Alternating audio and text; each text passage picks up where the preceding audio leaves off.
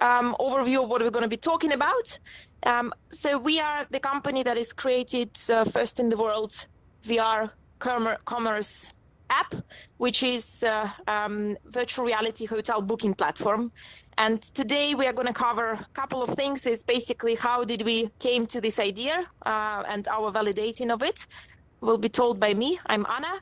The VR prototyping will be told by head of our product, Uliana, and UX solutions from Maria, leads developer. And then we will be happy to answer all your questions. See her doing the clap. So let's start. Just a quick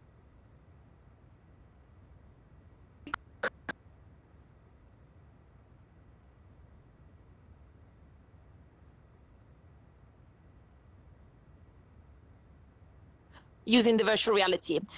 We have a very interesting team that is working together, and we combine virtual reality production professionals who used to work for National Geographic before, who are creating our virtual reality stories for hotels. We have a hospitality focus with hospitality professionals on boards.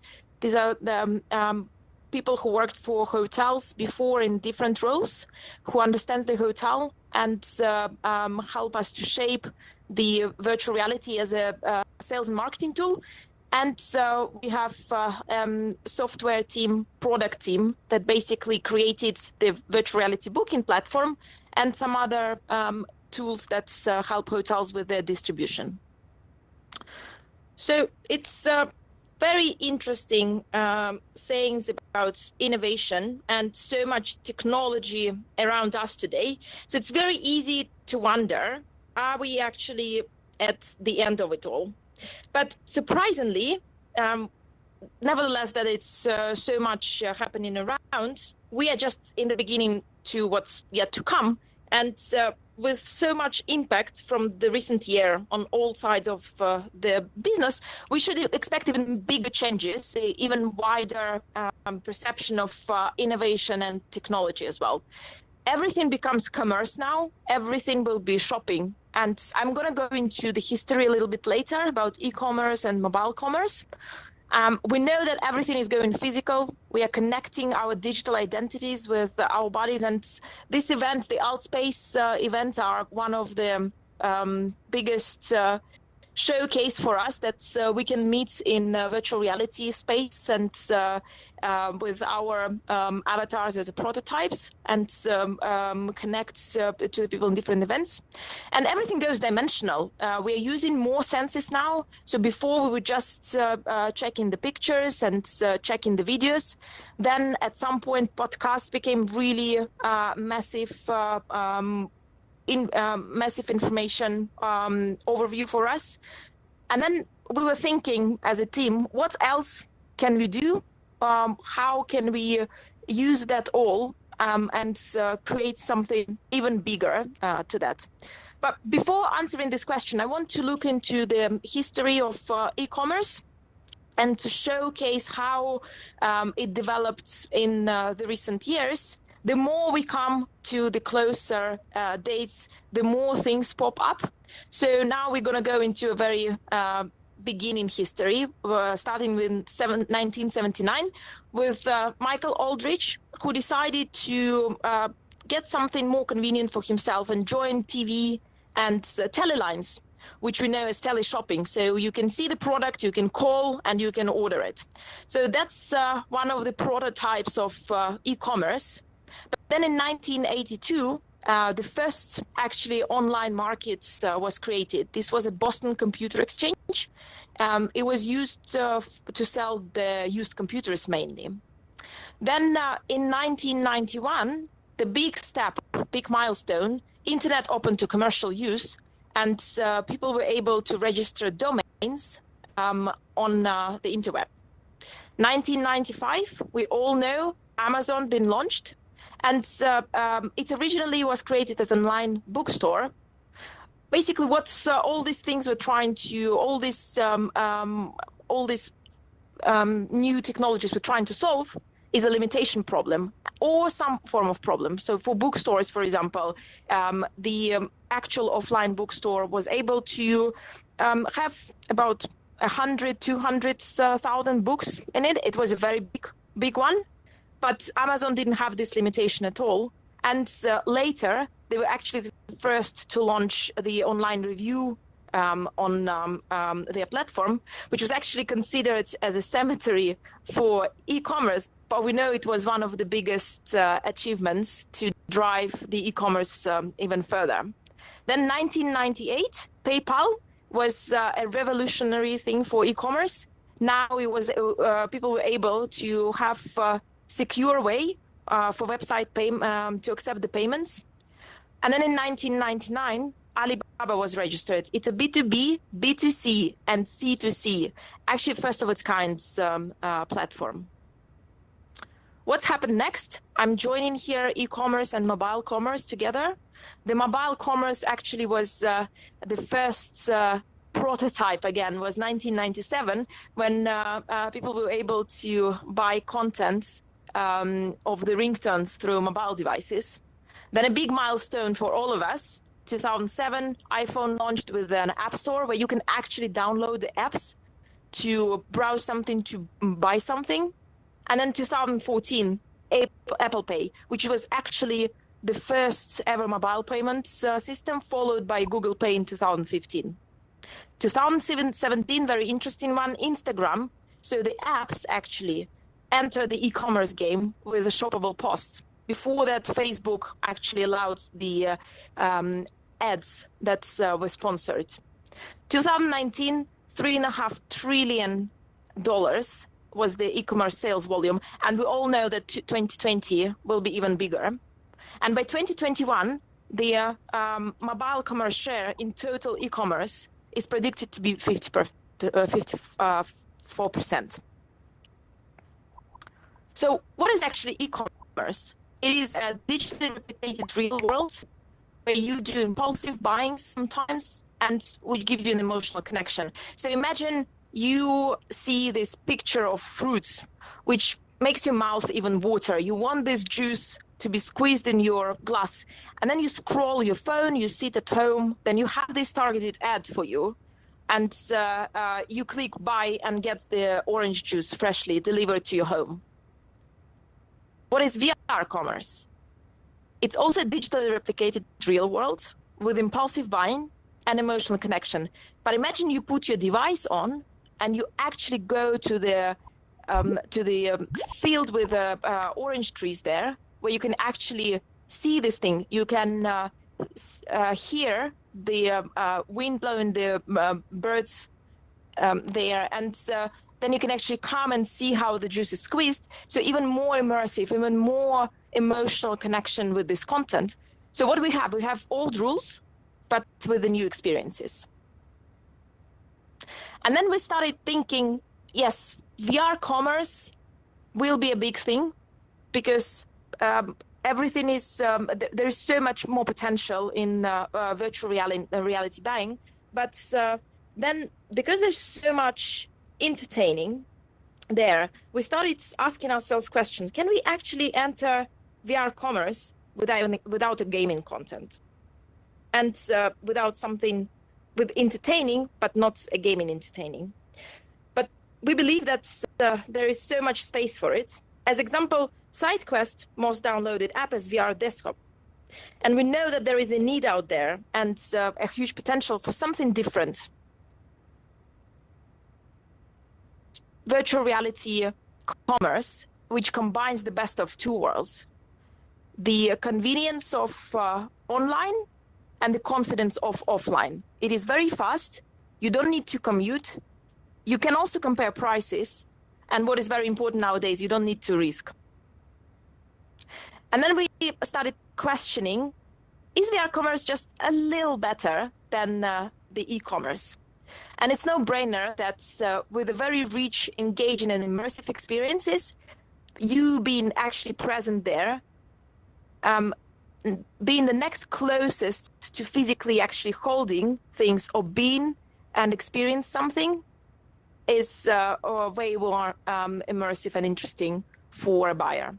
It is also giving you a very big, giving a brand a big SMM awareness that you want to share your experience. So, for example, you went nowadays, you really want to travel, you want to open an app and just experience something yourself. Just go to the destination you are dreaming about, go check the hotels, and then you come back to your home and you want to share this.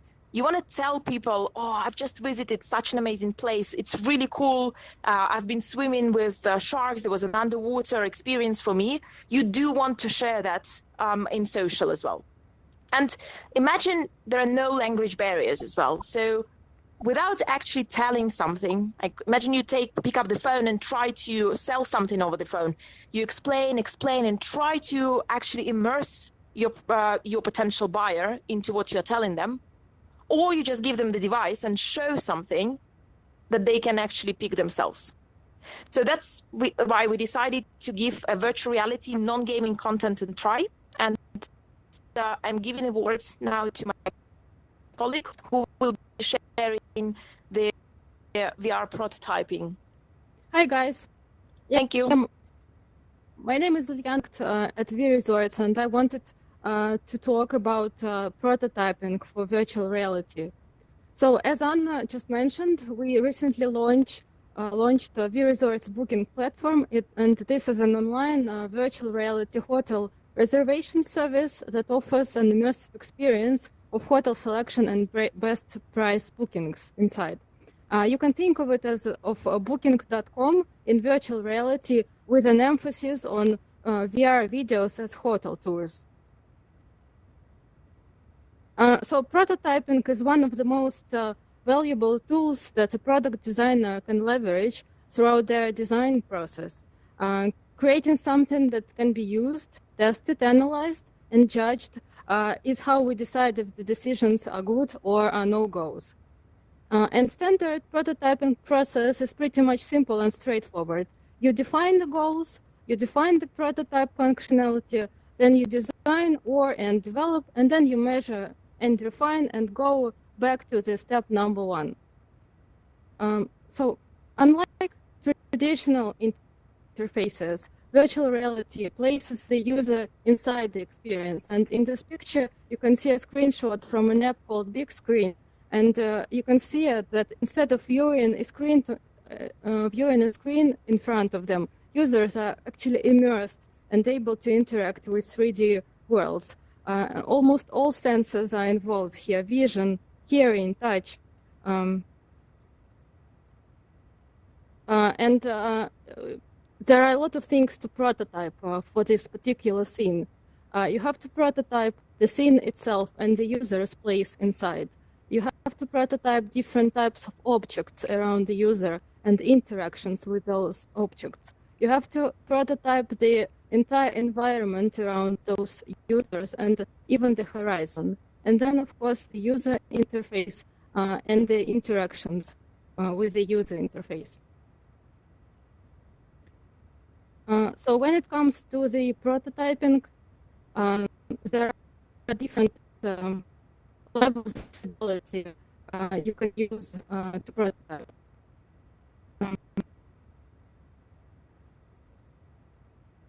The level of fidelity depends very much on what you want to test. You can use different tools from quick paper prototypes to low fidelity wireframes where you mock the entire user flow in very basic objects, and then to high fidelity clickable mockups that are very close to the final product.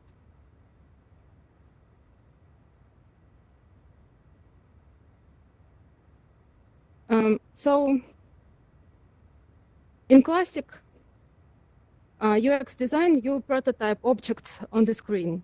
In VR, it's not a simple square screen you need to think about. It's a virtual reality with a person and objects around them. And here in this screen, you can see a very basic early stage prototype of the user in our app and the environment around him. The user stands on the platform, and there are different levels of background around him, the hotel and some other stuff surrounding him. So one way to prototype the basic interactions in VR is to use physical prototypes like they do in game development or interior design. Here you just create a tiny model using cardboard and see how it plays out. Or you could even go as far as making a real size model, some space you can actually work around in. This helps to understand how the application will be interacting with the user. So one of the main questions here is when to move to virtual reality in your prototyping process. And our answer is as early as possible. For the early stages, you can use the very basic tools like 360 photos and sketches. There are multiple templates all over the internet. Here, I wanted to highlight the template by Sarah here. You can find it online. We used the same approach. We just took 360 photo of one of our hotels and put the 2D interface in the center, and then used some simple tools to view this 360 picture in VR and to understand how will the experience look like. You can go further. You can create your own prototyping environments. Here we try to create some tool that our designers will be able to use for collaboration. You can see just actually very basic forms here, but it helped us to understand how the main scene will look like and how the main elements of the scene will surround the user. Later, we moved back from the Unity prototype to some prototyping tools that allowed us to actually use more power in drawing. Here you can see some sketches from our designers from Tilt Brush. And here there is a quick video of our designer actually creating the interface in Tilt Brush. This is how it looks like. Here there is a so-called card of a hotel, the main element of our user interface. So during the prototyping phase, we faced a lot of challenges. One of them is collaboration. How do you collaborate with other designers creating VR? Next one was to find our own style and combine the different types of environments. Like even here, you can see that the environment is not photorealistic because it's modeled. But we wanted to combine it with photorealistic hotels, and it was hard. And the last but not the least challenge was to rethink classic design patterns, and I will talk about that in a second. So collaboration in VR was not easy. Here you can see a screen from Zoom with our designers casting VR to the phone and showing the screen in Zoom. It was challenging because we had to find a way to show prototypes not only for people who do have VR goggles, but also to people who just wanted to very quickly check what's going on with our prototyping phase.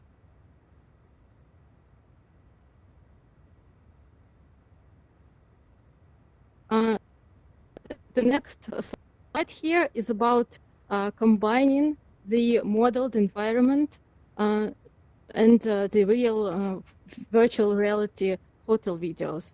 Of course, as just usually we do in user experience process, we've gathered together a lot of mood boards, analyzed a lot of different similar applications to understand how it will look like, and in the end, we've came up with something like that, where a user stands on the platform. There is a search bar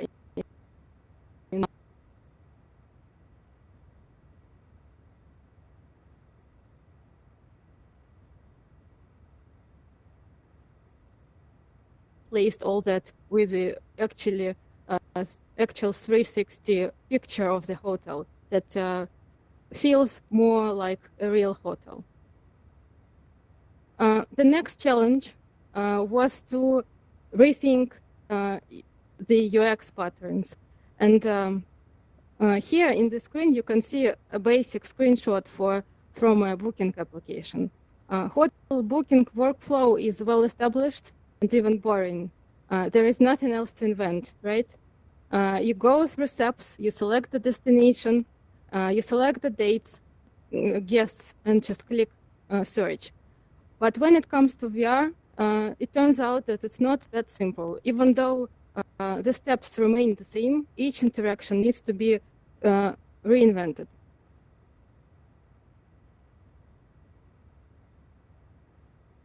Currently in VR, there are very few established patterns, if any at all.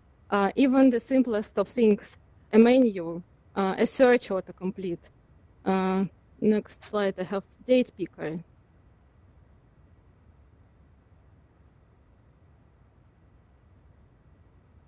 I will just date picker and even numeric stepper here. Do you even know what this is? Yeah, exactly. And even buttons need to be typed in order to find the most comfortable way to interact with things like interface feedback. I will put in a minute this video.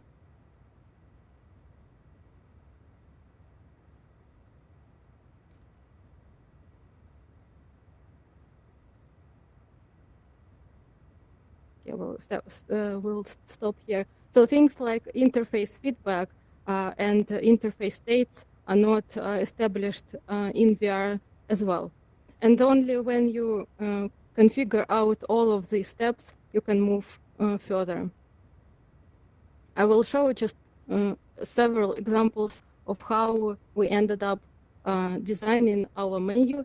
This is the 2D prototype of how it could look like. The main challenge here was to map the class search and autocomplete to VR base on the screen.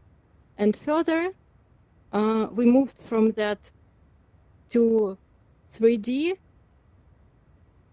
One more.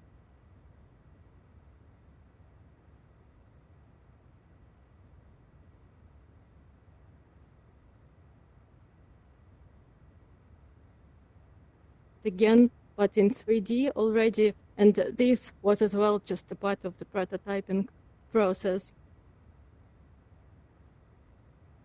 We came up with the idea to place the menu on the hand in the form of watch, and all those tiny little before were combined at this step. And here there is a video of how the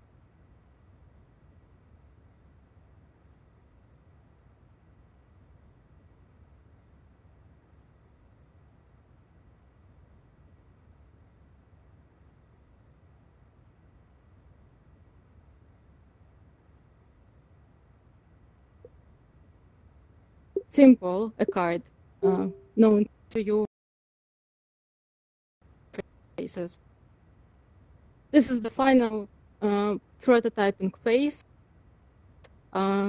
We've ended up modeling all in 2D, but having all these elements in 3D as well, and then placing them into the development environment. So what lessons did we learn during this phase?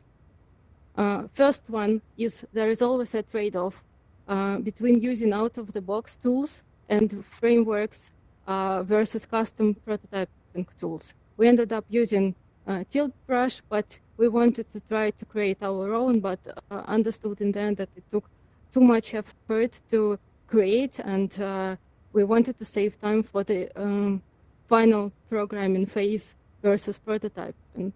So next lesson is use as many third-party assets as you can find. Buy them, they're quite cheap.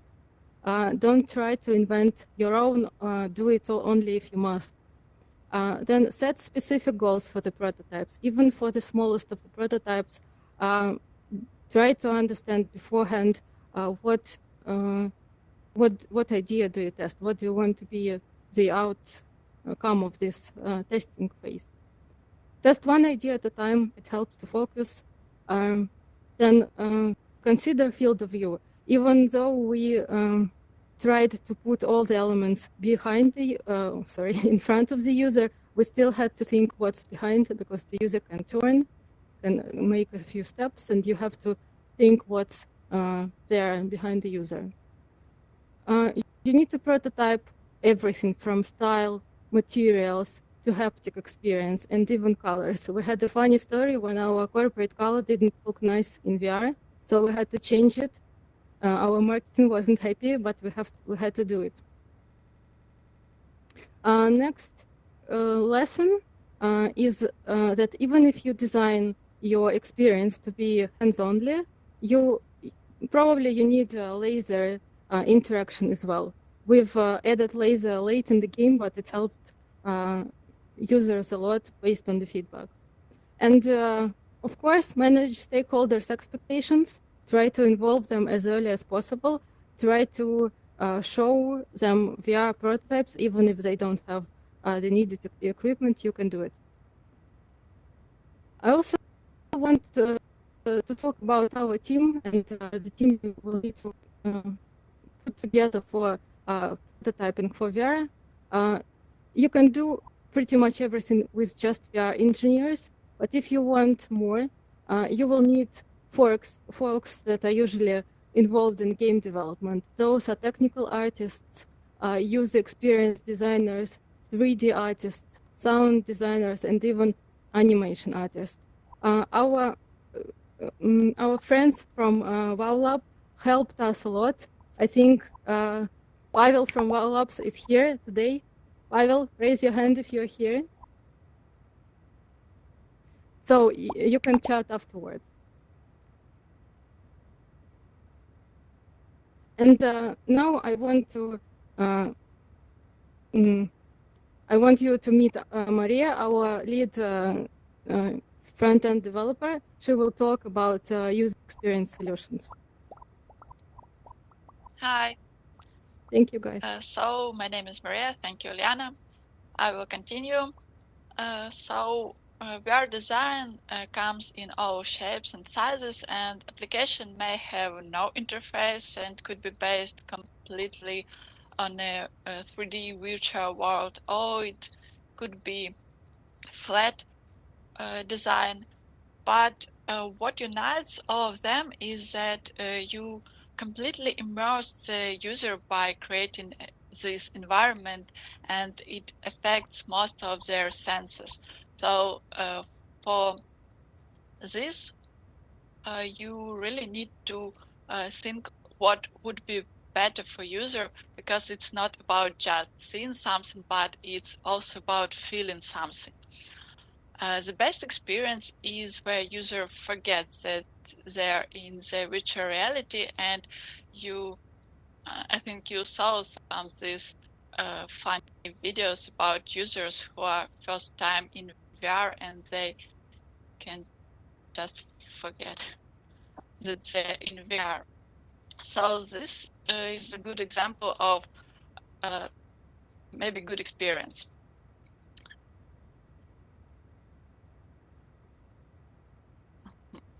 Okay, so for this good experience, you need to take into account some observations. Like it is important to not force users to do something from the very beginning. Give users some time to orient themselves. It takes about 10 seconds for each user to just understand what is going on, if the environment changed or the body changed. So don't force the user to do something. The more user get used to VR, the less time they need to orient. And also, this is a big problem, I think, for most of UX designers and developers that users, they are just not read instructions. They are trying to push every button or just trying to orient with the environment themselves, and they will do anything that you just cannot expect. So if you develop the environment, you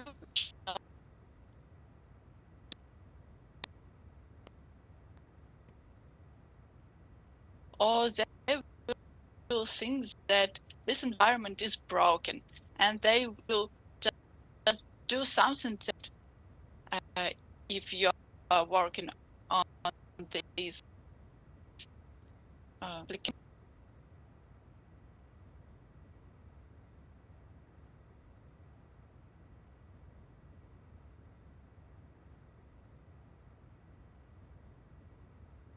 because of that, all interactive elements should create a sense of engagement,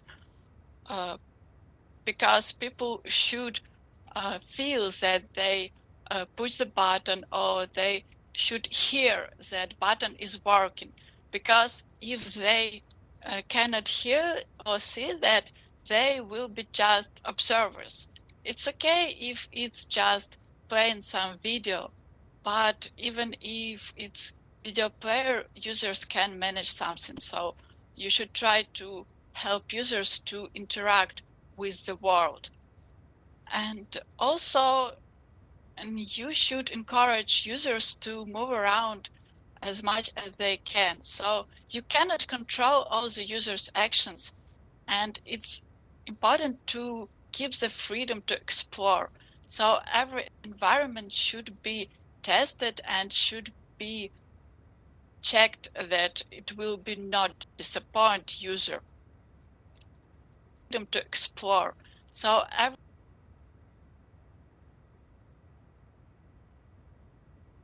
what they expect.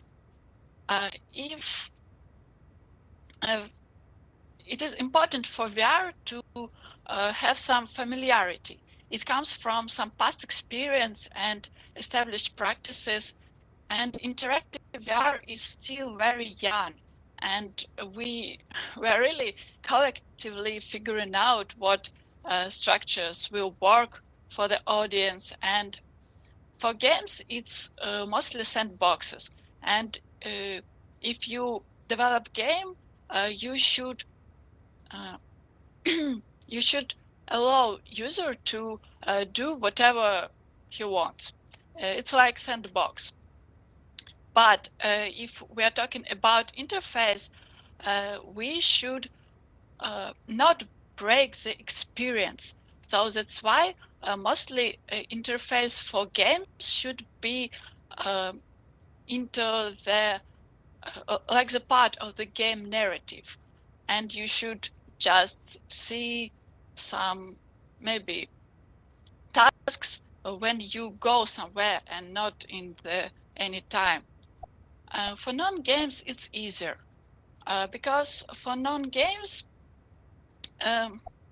user expects that this app will help them to solve something, like having meeting, doing training, and that's why they can forgive you the web view style, and adding value to the experience is the main priority.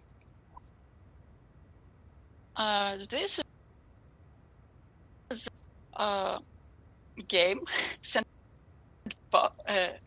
sandbox, so it takes a lot of play testing, because every user could do it really in their own way, and you should test that all works before the final user will play it. And as more and more aspects of the virtual world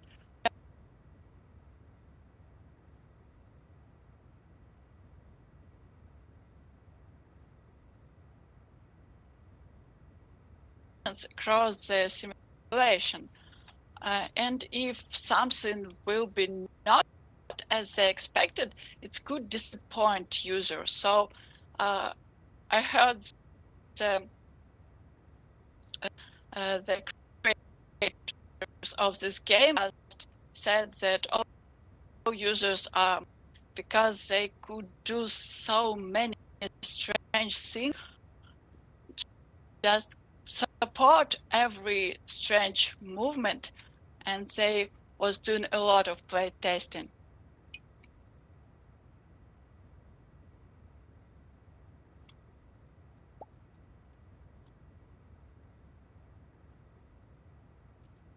Also, the reason these expectations, the reason that we might drop out our controllers on a virtual desk that doesn't exist, or walk around a virtual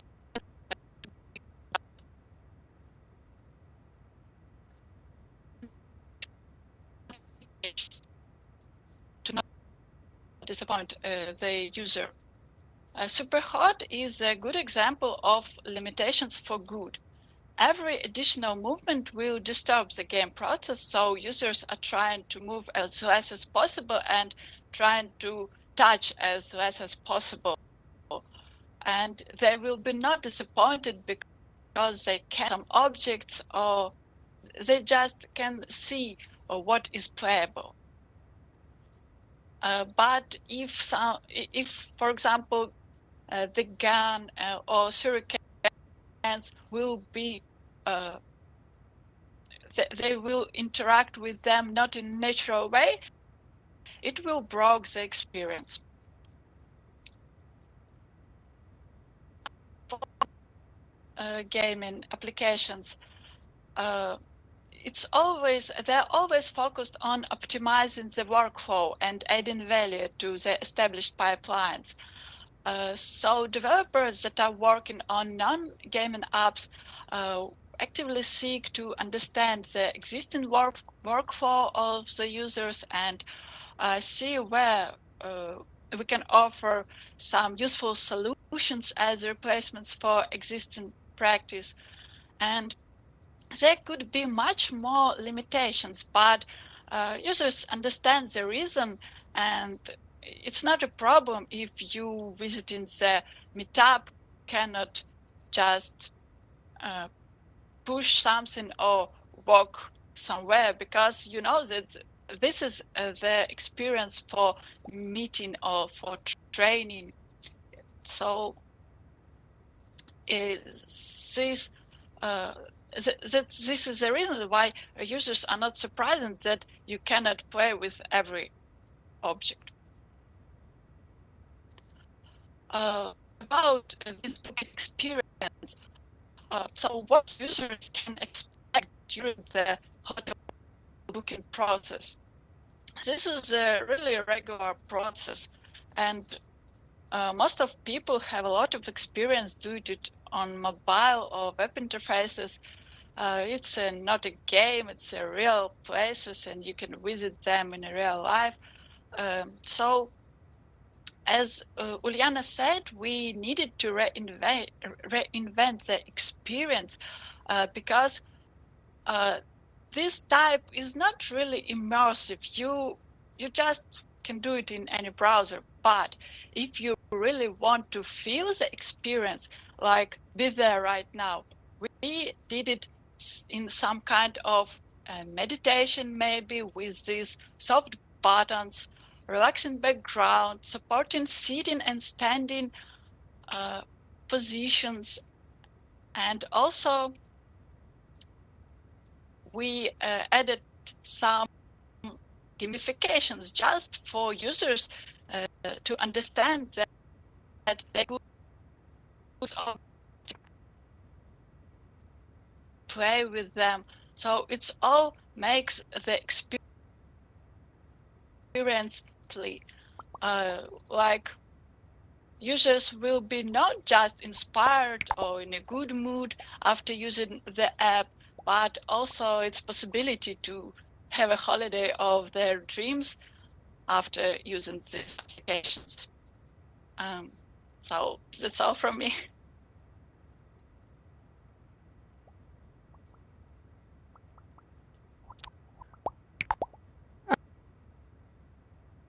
Start just to advertise our app. It's launched on SideQuest. If you have Oculus Quest, you can find it by vResorts Booking. It's there. It's free. Try it.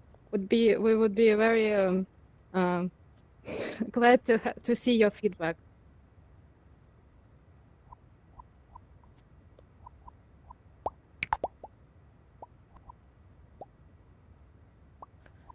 I think we should move to Q&A session. So if you have questions, please raise your hand and we will be happy to answer it.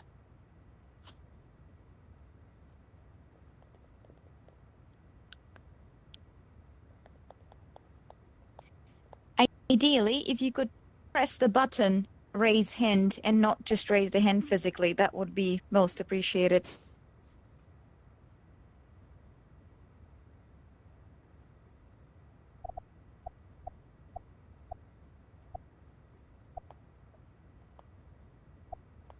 Yeah, I'm just curious about your work together.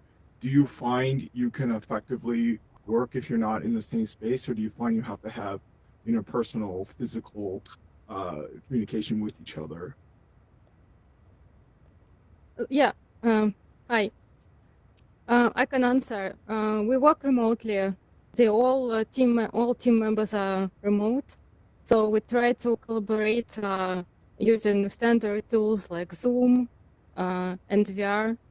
So as I mentioned during my piece of talk, we've created some tools where we had an opportunity to even prototype together, but then we moved to regular tools like casting your VR to Zoom, and it helped us to in VR, but at the same time collaborating with each other. But yeah, I agree, it takes a lot of project management to put all the things and people together. Did I answer your question? Yeah. I mean, I ask because with the pandemic and stuff, some companies are choosing to let their employees work from home. Some are saying we absolutely can't do that because that would mean we couldn't be as creative. But what you've done here is obviously very creative. So I was just curious if you drew that hard line and said, no, we have to work together face to face to create this. Yeah, so it's possible, and it even helped us to collect people with different backgrounds. We did not need all the specialists full time, so pandemic helped us to acquire more freelancers with different backgrounds because a lot of people are stuck at home.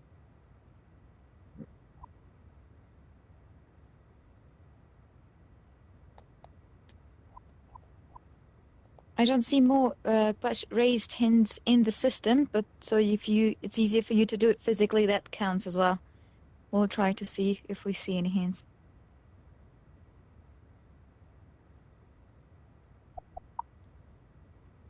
Guys, if you don't have questions, maybe let's have a quick chat. We wonder what backgrounds do you have? Like, are you from We have VR another development teams? Okay, great. We did have a question from Pavel actually right now.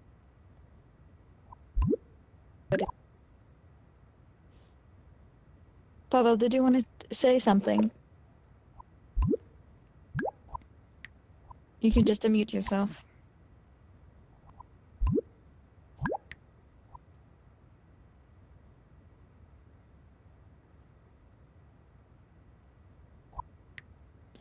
Pavel, you just got microphone right now activated, so you can speak to everyone.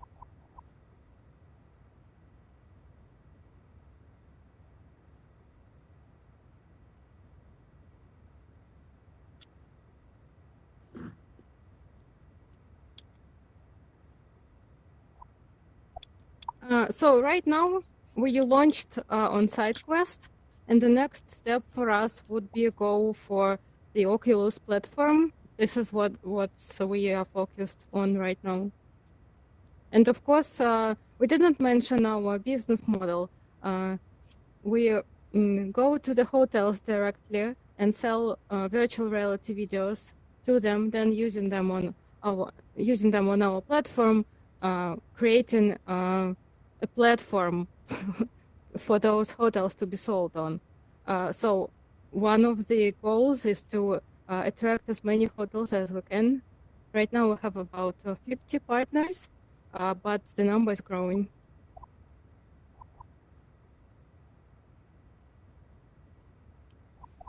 Yeah, that's actually something I was curious about is how do you build the virtual experiences of going to the hotel? Do you have to travel to each hotel and take the footage yourself? Do you have to request specific footage, or do you just take whatever they give you? And are they incentivized enough to give you footage just through the advertising potential of this application? Cool. Pick answer this that- up? Yeah, of course. Cool question. So basically, what we are doing, we have an in-house production team who used to work for National Geographic and Discovery before, and Red Bull, and they've been creating virtual reality experiences before. So with them, we analyzed the VR storytelling market, and we were trying to understand what's actually is cool in VR to do. And we found out that it's obviously storytelling, not just the usual, here is the bathroom, here is the swimming pool, come here and check our rooms. But this is something like a journey that a person will see during the stay there in the hotel. And basically, we work with hotels. They pay us for the content, and we give them different sales and marketing tools on how they can actually use virtual reality in their sales and marketing. So our virtual reality booking platform is one of them. We do some online hosting for on the virtual reality map for the hotel so that they can actually interact with their own partners and showcase the hotel. We create the social media content for them, some offline tools which were relevant in 2019 and hopefully will be relevant soon in 2021. So all that as a package solution, as VR solution for hotel, makes them incentivized to actually do the films with us. But we do come to the hotel, and so we do take our own footage, and then after that we are working on the post-production to create the whole virtual reality story for them. Then we put it on the platform and give to hotel for various distribution tools. Did that answer?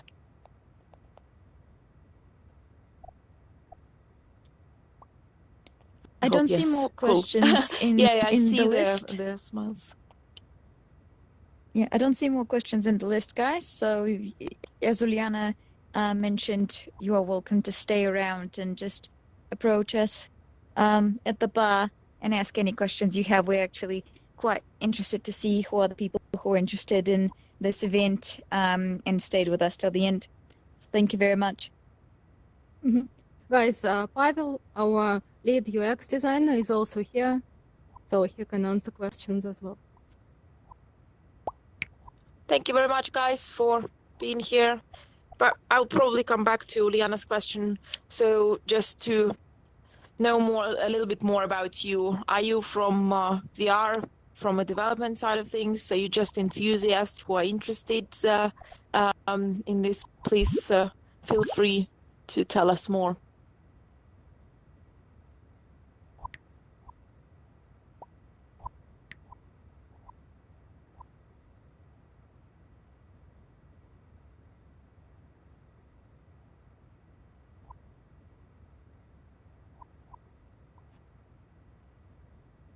We're Okay, guys. the audience is muted right now.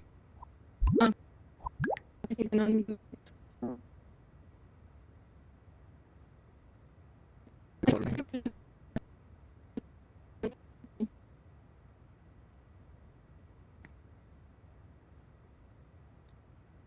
Yeah, I mean, I can talk about myself. I'm a like a network engineer, and I know some Python, so like I'm kind of a little bit in like DevOps. So I'm in tech, but I don't know. I was just interested in this talk because I've really never seen this sort of thing be talked about this way.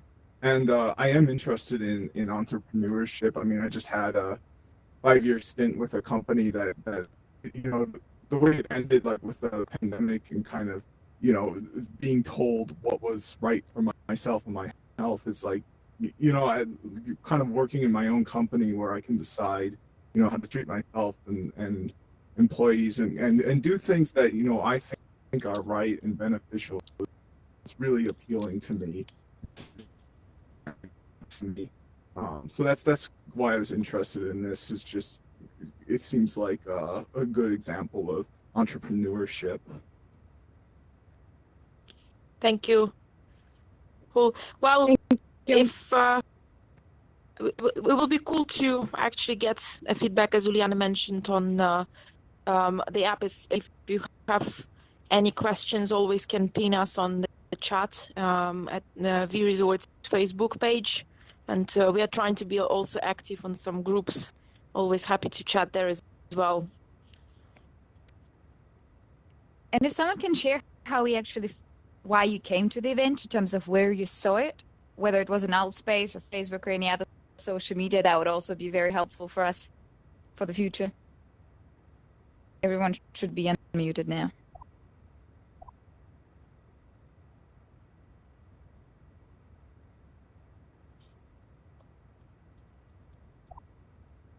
Otherwise, we'll assume you all came from Altspace. Yeah, I came from Altspace. Cool. We would try. Yeah, same here. I came from Altspace, found it in the list of events. Cool. Guys, what events you usually participate in on Altspace?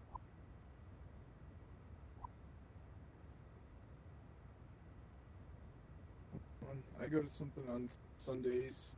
It's about once a month. I just did a play